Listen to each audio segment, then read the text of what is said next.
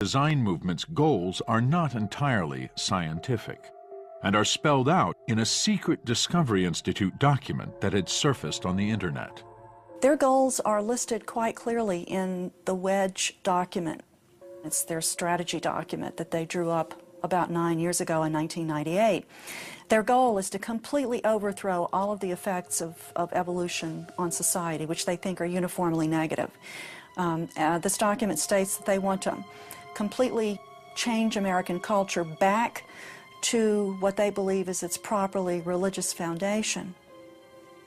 They want every area of life to be governed by their particular religious preferences, and they're very clear about that in this document.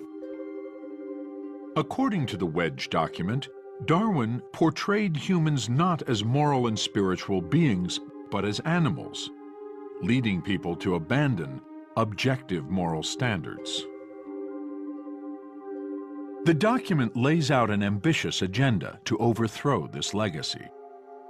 To see intelligent design theory as the dominant perspective in science, and to see design theory permeate our religious, cultural, moral, and political life.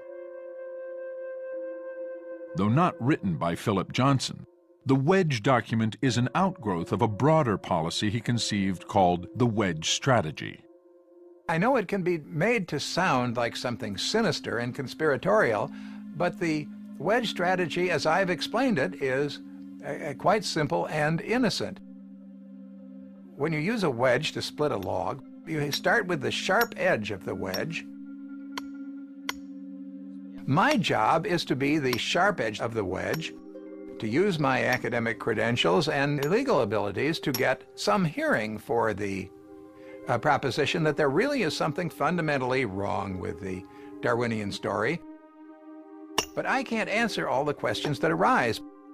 And so we need other people to form the thick edge of the wedge to take on the questions that do require scientific expertise.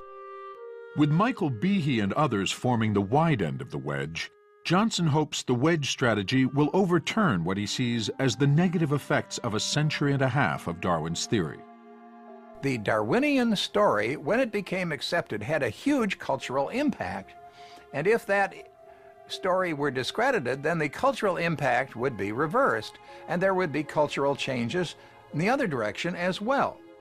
There is something outrageous about such a huge body of evidence being put together, then being confirmed in all